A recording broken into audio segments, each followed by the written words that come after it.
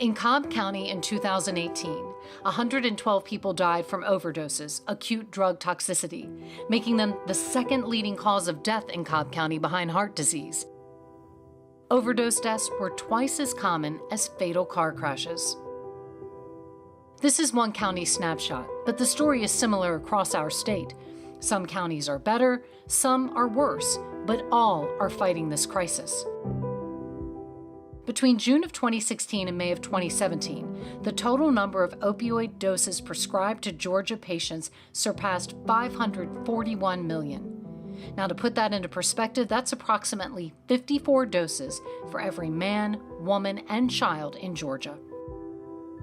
55 Georgia counties have an overdose rate higher than the national average. Here's who we are losing by the numbers in Georgia.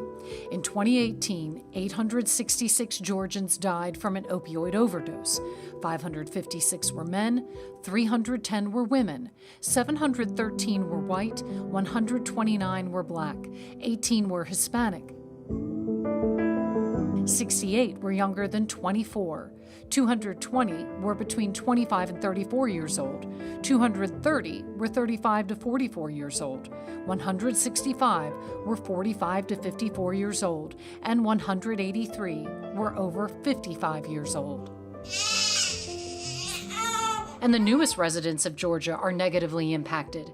In 2017, there were 762 cases of neonatal abstinence syndrome, which is what happens to a baby when they are exposed to drugs in the womb before birth. Dr. Claire Coles is one of the world's leading experts on NAS. Neonatal abstinence syndrome is the physiological response to withdrawing the opiates.